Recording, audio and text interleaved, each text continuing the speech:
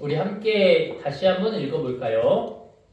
잠언 22장 6절입니다. 우리 한번 천천히 읽어보겠습니다. 시작. 마땅히 행할 길을 아이에게 가르치라. 그리하면 늙어도 그것을 떠나지 아니하리라. 아멘. 할렐루야.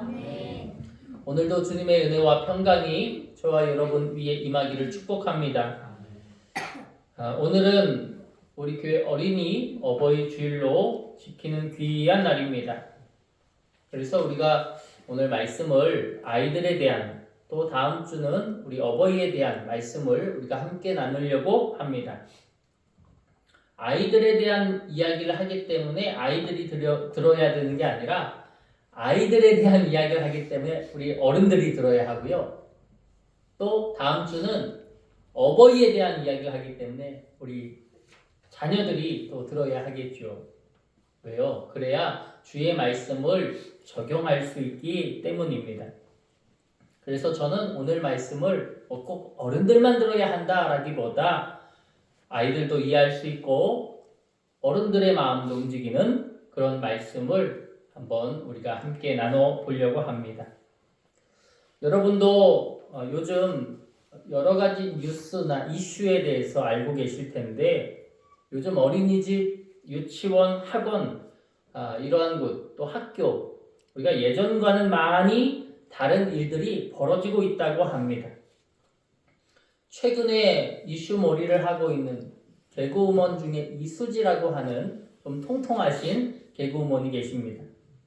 그분이 유치원 교사라는 패러디 영상을 통해서 엄청난 조회수를 기록하고 또 뉴스에도 등장하는 등 엄청난 이슈를 경험하고 있어요.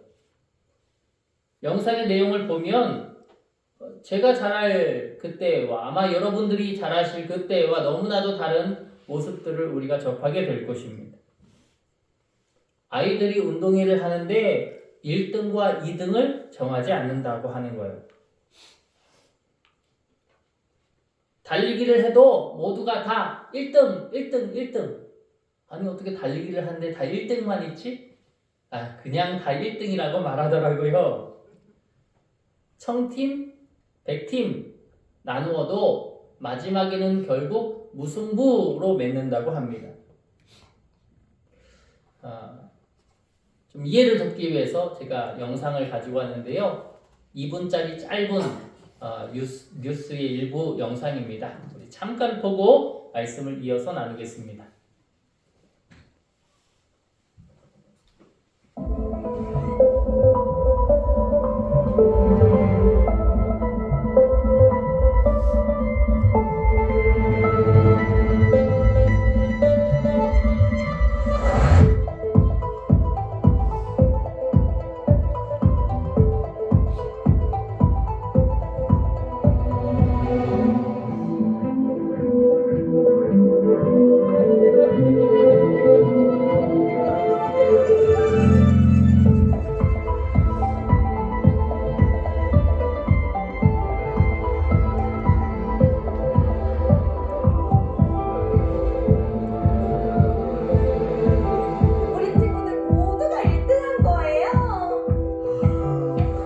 그랬군요. 하준이 1등!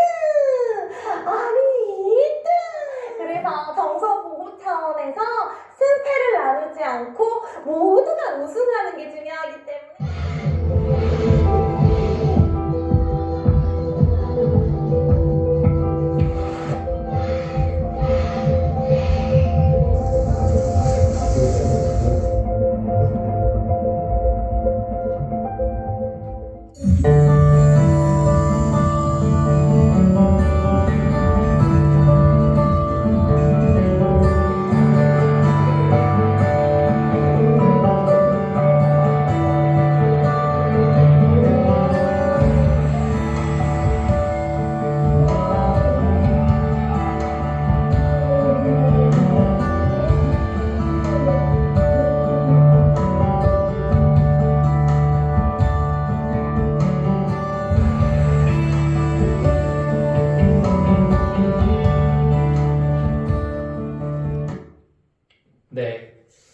영상을 보셨을 텐데 물론 말이 안 나오고 보는 영상이라서 아마 조금 이해가 어려우신 분도 계실 겁니다.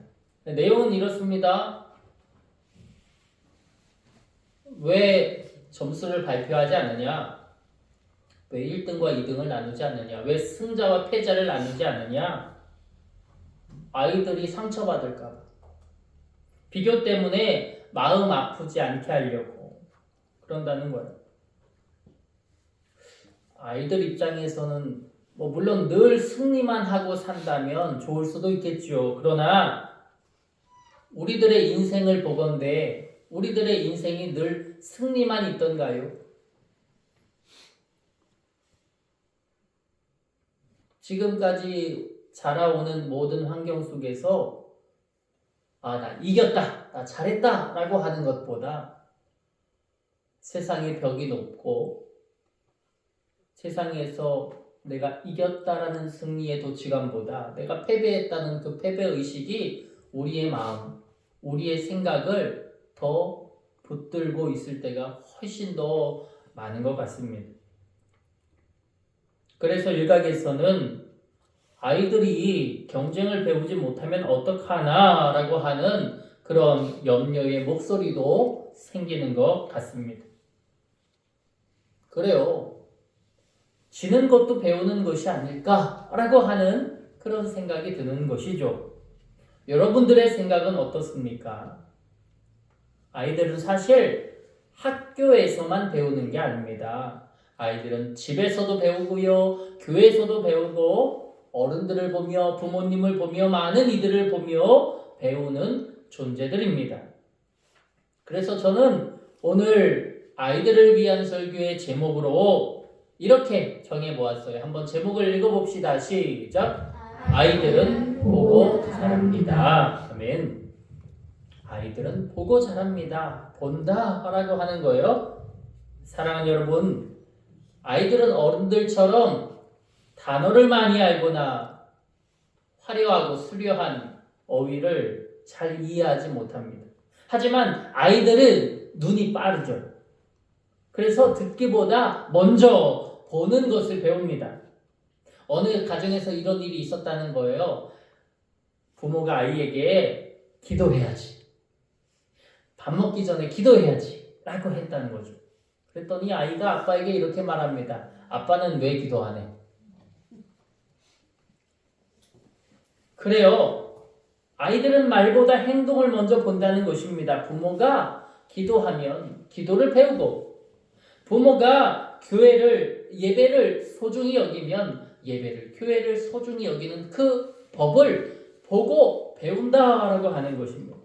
부모가 교회를 사랑한다면 자연스럽게도 자녀는 그 사랑하는 마음을 배우겠죠. 그래서 성경은 오늘 본문 이렇게 표현합니다. 잠언 22장 6절입니다. 우리 한번 같이 읽어보죠. 시작! 마땅히 행할 길을 아이에게 가르치라. 그리하면 늙어도 그것을 떠나지 아니하리라. 아멘. 이 말씀에서 마땅히 행할 길을 이라는 표현이 있습니다. 이 표현을 히브리어로 바꾸면 다르코라고 합니다. 이 다르코라는 표현은요, 그의 길이라는 것, 주님의 길을 의미합니다. 마땅히 행한다는 그 길은 주님의 길, 사명의 길, 우리가 주님께 나아가는 걸음걸음을 의미합니다. 그것을 아이에게 가르치라라고 하는데요, 여기서 아이라는 것, 그저 어린이만을 뜻하는 게 아니라 젊은이, 어린이, 다시 말하면 아직도 방향이 열려있는 사람들을 의미합니다. 결과가 딱 정해진 사람이 아니라 아직 방향이 열려있는 사람, 그들에게 가르쳐라 라고 하는 거예요. 가르쳐라. 그런데 이 가르치다 라는 말에도 굉장히 여러 가지 것들을 내포하고 있습니다. 이 가르치는 것을 하노크라고 하는데요, 이 하노크는 삶의 방향을 하나님께 맡기는 것을 의미합니다. 그 삶의 모든 방향을 주님께 맡기니까요. 그저 이 가르치다라는 말이 말에서 교육하고 인지시키고 기억시키고 이것을 넘어서서 그의 삶의 방향이 그의 길, 마땅히 행할 길, 주님의 길로 고정되도록 하는. 다시 말하면 보여주는 거죠. 그래서 이 가르치다 하노크의 의미에 봉헌하다라는 의미가 있습니다. 봉헌. 우리 예물 드릴 때 봉헌하다, 우리 하나님께 올려드리다라고 하잖아요.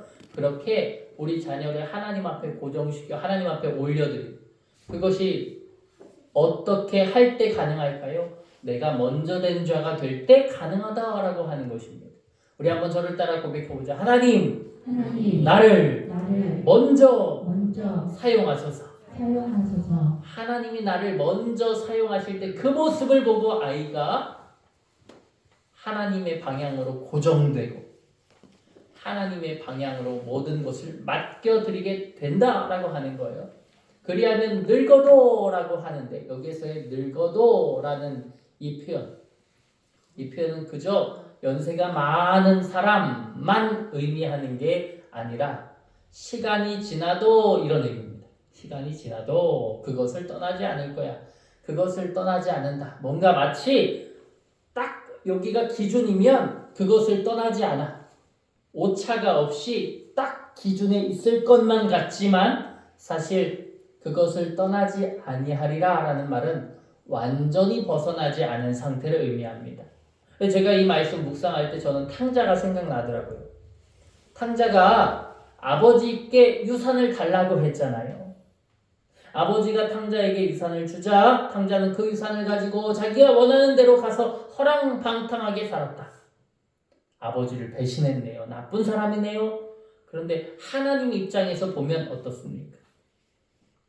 그 떠남은 다시 돌아옴을 위한 떠남이었잖아요. 다시 돌아오잖아요. 다시 아버지 품으로 돌아오지 않습니까? 완전히 떠나지 않은 상태. 그 마음에 아버지의 마음이 남아있는 상태. 사랑하는 여러분, 우리가 부지런히 주님의 의를, 주님의 믿음을 가르치시기를 소원합니다. 그러면 여러분의 자손들이 그 길을 완전히 벗어나지 아니하고, 때로는 탕자처럼 배반했어? 라고 보일지라도 그것이 결말, 그것이 끝이 아니라 다시 돌아와 아버지의 품에 안기게 될 것임을 믿습니다. 그렇게 하나님은 그 영혼을 끝까지 책임져 주신다라고 하는 말씀, 그 말씀이 오늘 본문에 담겨 있는 것이에요. 물론 요즘은요, 아이들의 인권에 관심이 많지만 예수님 시대에는 아이들이 그렇게 중요한 존재가 아니었습니다. 어른들이 모여서 이야기할 때도 아이들이 가까이 오면 사람들은 아이들을 멀리 보냈습니다. 그때 예수님이 이렇게 말씀하셨잖아요. 마태복음 19장 14절입니다. 우리 한번 같이 읽어볼까요? 시작. 어린 아이들을 용납하고 내게 오는 것을 금하지 말라. 천국이 이런 사람의 것입니다. 아멘. 예수님은 아이들을 귀찮은 존재로, 하찮은 존재로 보지 않으셨습니다. 예수님은 아이들을 천국의 모델로 보셨습니다. 이것은 아주 중요한 말씀입니다. 아이들은 교회의 미래야. 그냥 미래로서 치부하는 게 아니라 아이들은 교회의 현재다라고 하는 거예요. 아이들은 교회의 손님이 아니라 교회의 한 가족이다라고 하는 것입니다. 그래서 우리는 아이들을 사랑해야 합니다. 사랑하는 성도 여러분, 우리가 아이들에게 사랑을 표현하는 여러 가지 방법이 있습니다. 저는 가끔 그런 모습 봤거든요. 우리 성도님들이 우리 아이들 너무 사랑하는 마음을 너무 표현해주고 싶으니까 무엇으로 표현해 주시는지 알아요? 뭐라고? 뭘로 표현해? 아니, 우리 아이들 너무 사랑하니까 너무 좋아. 아이들이 너무 귀엽고 착하고 잘해요. 그러니까 아이들에게 돈을 쥐어주는 경우가 있어요. 물론 그것이 잘못됐다는 것은 아닙니다. 좋은 일이죠. 그러나 우리가 용돈을 주는 것보다 더 좋은 사랑을 표현하는 법이 있습니다. 한번 따라해 볼까요? 기도의 후원자. 여러분, 세상은 내가 너를 좋아하는 것을 어떤 물질로 혹은 돈으로 혹은 어떤 성공보수로 어떤 대가로 줄지도 모릅니다. 하나님을 사랑하는 사람들은 더 큰 것을 주어야 함을 믿습니다. 그것이 무엇입니까? 천국 열쇠. 하나님의 은혜와 축복입니다. 저와 여러분이 기도의 후원자가 되시길 주의 이름으로 축복합니다. 지금 나누어주는 그 돈보다 1000배, 10,000배로 귀한 하나님의 복을 우리가 후원하는, 우리가 나누는 거예요. 얼마나 복되고 얼마나 귀합니까?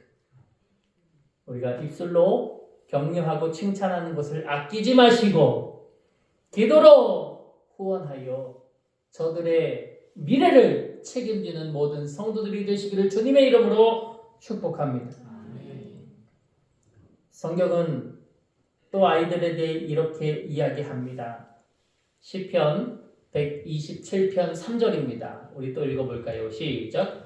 보라, 자식들은 여호와의 기업이요 해의 열매는 그의 상급이로다. 아멘. 이 말씀은 아이들이 하나님의 선물이다 이런 의미입니다.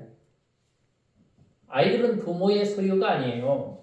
아이들은 하나님이 우리에게 맡겨주신 생명입니다. 부모라는 의미가 굉장히 중요하잖아요. 사회적으로 부모라는 의미가 얼마나 중요합니까? 예전에 우리 여기 앞에 승우하고 저하고 미용봉사 하는데 이렇게 앉아 있었거든요. 그랬더니 미용봉사 하시는 권사님이 오해를 하신 거죠. 제 아이인 줄 알고. 그래서 우리 승우한테 아빠 옆으로 가 이렇게 말했어요. 그랬더니 승우가 뭐랬게요? 아빠 아닌데?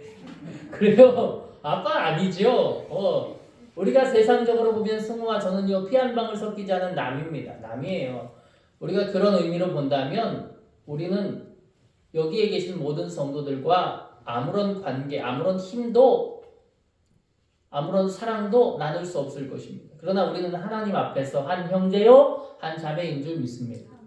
하나님이 우리를 서로에게 맡겨주신 귀한 공동체로, 귀한 사랑의 결실로 하나님 우리를 세워주셨습니다. 그리고 우리는 부모, 자녀, 끈끈하지만 그거보다 더 귀한 관계의 존재들이 될 수 있다라고 하는 사실입니다. 그렇습니다. 하나님이 우리에게 맡겨주셨습니다. 그저 부모님에게 맡겨주신 생명들이 아니라 하나님이 관계를 통해서, 교회를 통해서, 교회가 무엇입니까? 그리스도의 몸이라고 했잖아요. 이 그리스도의 몸을 통해서 우리 서로를 보내주셨고 맡겨주셨습니다. 어쩌면 부모 자녀의 관계보다 더 깊고 넓은 사랑의 은혜가 그 안에 담겨 있다라고 하는 것이. 그러므로 우리가 그 안에서 이들이 그저 자기 부모가 잘 가르치겠지라고 하는 그런 생각보다도 내가 이들을 위하여 기도하고 이들을 위하여 사랑하고 이들을 위하여 친절을 베풀고 아름다운 말을 통하여 이들을 아름답게 성장하게 하고 하는 그 하나님의 맡기신 그 사명에 우리가 적극적으로 동참할 수 있기를 소원합니다. 그러므로 부모는 단지 아이들을 지식만, 공부만, 성적만 좋게 길러내는 게 아니라 믿음으로 키워야 할 것임을 믿습니다. 믿음으로 저는 이렇게 표현하고 싶어요. 믿음으로 보전하라. 보전이라는 말 저는 참 좋아하는데 끝까지 지켜내자 이런 표현입니다. 그래서 우리 로뎀나무 아이들을 다 믿음으로 보전할 수 있기를 주님의 이름으로 축복합니다. 세상은 아이들에게 많은 것을 가르치지만 교회는 아이들에게 주님을 가르쳐야 할 줄 믿습니다. 요즘 아이들은 예전보다 더 많은 것을 가지고 있어요. 장난감도 많고 옷도 많고 또 먹을 것도 많습니다. 하지만 이상하게도 아이들의 마음은 점점 더 외로워지고 강팍해져만 갑니다. 왜 그럴까요? 어떤 아이들 학자가 이런 표현을 사용하더라고요. 아이들이 예전보다 뛰어놀 시간이 부족하기 때문이라고. 그런데 저는 이렇게 표현하고 싶습니다. 뛰어놀 시간도 부족하지만 아이들이 믿음을 배울 시간도 줄어들었다고. 제가 어린 시절만 해도 학교를 마치면 교회 가서 하루 종일 놀다가 집에 가고 하는 그런 친구들이 참 많았습니다. 교회에 가니까요, 자연스럽게 간식도 먹고, 그럼 간식 전에 뭘 하죠? 기도하고, 또 함께 모여 놀고, 놀다가 보면 나쁜 말이 튀어나올 수도 있습니다. 그러면 전도사님이 뭐라고 해요? 그거 나쁜 말이야. 나쁜 말인지도 배우는 거죠. 너는 하나님의 자녀니까 하나님의 자녀의 입술의 말을 사용해야 된다 라고 하는 그런 말도 듣습니다. 자연스럽게 뭘 먹을 땐 기도하고 또 내가 하는 그 말에 대해서 생각해 보게 되기도 하는 거죠. 다른 친구들은 욕도 하고 다른 친구들은 이기적인 말도 하지만 나는 그것을 구별해서 해야 돼. 왜요? 나는 하나님의 자녀니까. 그것을 매일매일 배우는 거예요. 어디서? 주님 안에서 말이죠. 그런데 지금은 어떻습니까? 배우기가 참 용이하지가 못합니다. 가르치는 것도 가르치는 것도 함께 하는 것도 참 어려운 그런 시절을 우리가 경험하고 있습니다.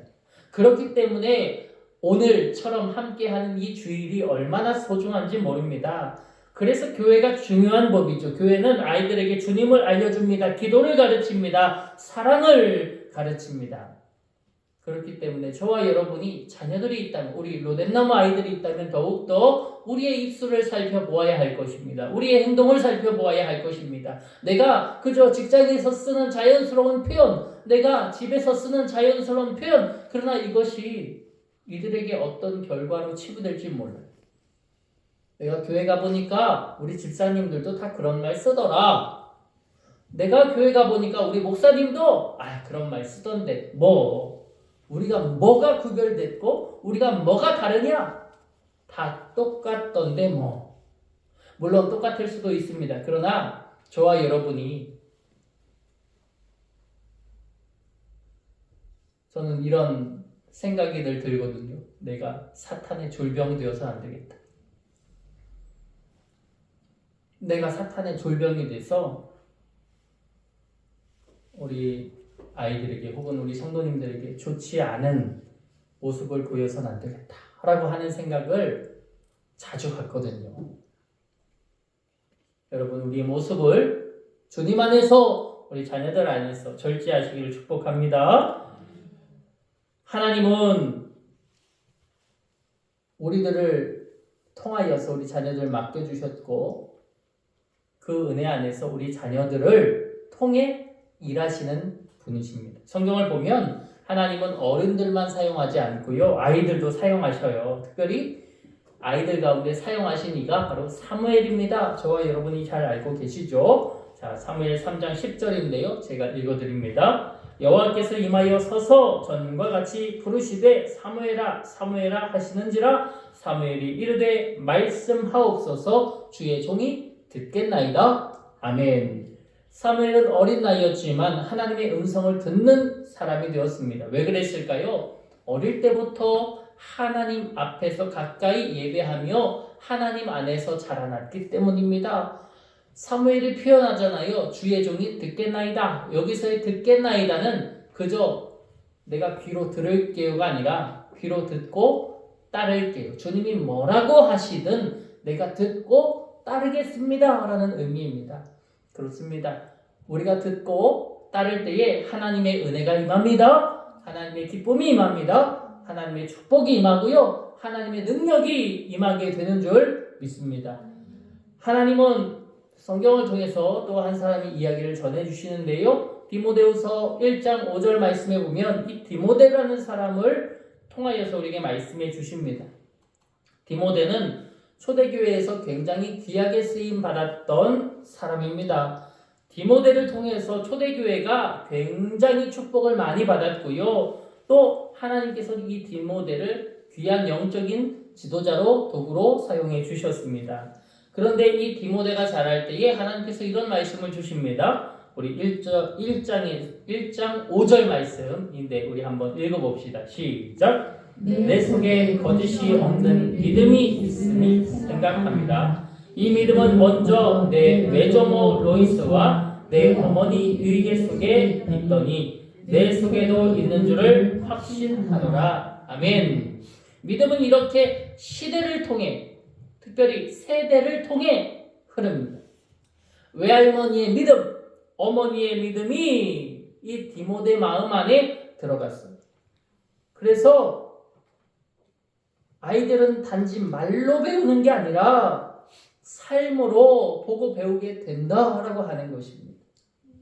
그래서 부모님의 믿음이 굉장히 중요합니다. 성경을 읽다 보면 우리는 예수님의 어린 시절이 있다는 것을 깨닫습니다. 성경은 예수님의 어린 시절을 또 이렇게 기록하는데요. 누가복음 2장 52절입니다. 제가 읽어드릴게요. 예수는 지혜와 키가 자라가며 하나님과 사람에게 더욱 사랑스러워 가시더라. 예수님도 자라셨어요. 지혜가 자라고 몸이 자라고 또 관계가 자라고요. 아이들도 그렇습니다. 아이들도 자랍니다.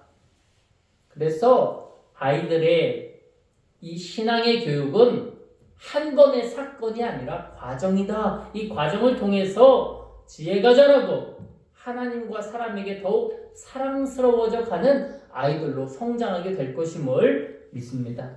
그러므로 우리가 드리는 이 과정, 예배죠. 매주 드리는 이 예배, 함께하는 기도, 말씀 듣는 시간, 이 모든 과정 속에서 아이들의 믿음이 자라나게 된다라고 하는 거예요. 그렇습니다. 하나님께서 우리 교회에도 맡겨주신 자녀들이 있습니다. 바로 로뎀나무 우리 아이들입니다. 저는 이 아이들이 하나님께서 우리 교회에 맡겨주신 귀한 생명들이라고 생각합니다. 그래서 우리는 이 귀한 생명들을 위해 세 가지 우리가 해야 할 적용점을 우리 성도님들에게 나누고자 합니다. 우리 첫 번째, 우리 뭘 해야 될까요? 한번 같이 읽어봅시다. 시작. 아이들을 위해 기도하라. 아멘. 야고보서 5장 16절에 의인의 간구는 역사하는 힘이 크다라고 했습니다. 저와 여러분이 하나님 안에서 의인되어 우리가 고백할 때 하나님께서 아이들을 놀라운 은혜의 걸음으로 인도하여 주실 것을 믿습니다. 어른들의 기도는 아이들의 인생을 지키는 울타리가 돼요. 그래서 우리는 로뎀나무 아이들을 위해 정말 든든한 울타리가 되어 주시기를 원합니다. 그저 물질적인 울타리, 성공의 반열에 오르기 위한 울타리, 세상의 욕망을 캐내기 위한 울타리가 아니라 정말 하나님의 든든한 보호와 지원을 받는 그런 영적 울타리가 되어 주시기를 주님의 이름으로 원합니다. 두 번째, 우리 한번 읽어볼까요? 시작. 아이들에게 말씀을 가르쳐야. 그렇습니다. 아이들에게 주의 말씀을 가르쳐야 합니다. 성경은 말합니다. 우리가 잘 아는 말씀이죠. 신명기 6장 7절입니다. 내 자녀에게 부지런히 가르치며 집에 앉았을 때든지 길을 갈 때든지 누워있을 때든지 일어날 때든지 이 말씀을 강론하라 라고 주님이 말씀하십니다. 믿음은 그렇잖아요. 자동으로 생기지 않습니다.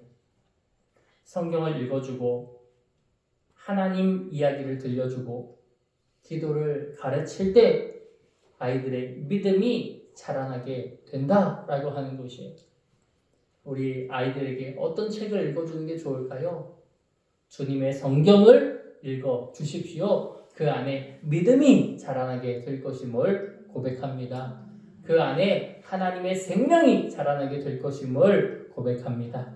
마지막으로 세 번째, 우리 읽어봅시다. 시작. 믿음의 본을 보여라. 오늘 보다라는 이야기를 하고 있는데요. 우리가 보여줘야 합니다. 바로 우리의 삶, 믿음의 삶을 보여주어야 합니다. 베드로전서 5장 3절입니다. 우리 함께 읽어보죠. 시작. 맡은 자들에게 주장하는 자세를 하지 말고 양무리의 본이 되라. 맡은 자들에게 라고 하는 것, 맡겨진 사람들, 바로 성도들, 가족들, 자녀들 이러한 것을 의미합니다. 그들에게 주장하는 자세를 하지 말래요. 주장하는 자세, 권위주의, 통제, 군림하는 것. 내 말 들어! 이런 표현들이 있잖아요. 내가 아무것도 보여주는 것이 없이. 앞서 서두에 아빠는 왜 기도 안 해요? 그렇죠? 나는 기도한 적이 없는데 너 왜 밥 먹기 전에 기도 안 하냐? 라고 하는 이 군림, 권위. 아빠는 왜 안 해요? 아빠는 속으로 했어. 이런 거죠. 아빠는 빠져나갈 그런 모든 길을 다 마련해 놓고 너는 해야 된다. 왜? 아빠는 아빠고 너는 너니까 권위, 군림 주장하는 자세. 그런데 성경은 맡은 자들에게 주장하는 자세를 취하지 말고 어떻게 하래요? 양무리의 본이 되라, 보여줘라 라고 하는 것입니다. 주님이 우리에게 먼저 보여주시고 그 길을 따르라 하여 주셨던 것처럼 저와 여러분도 보여주는 자세로 모든 우리 자손들을 섬기시기를 주의 이름으로 축복합니다. 결론을 내겠습니다. 사랑하는 여러분, 아이들은요 교회의 현재이자 미래라고 합니다. 그러나 동시에 지금 우리의 책임입니다.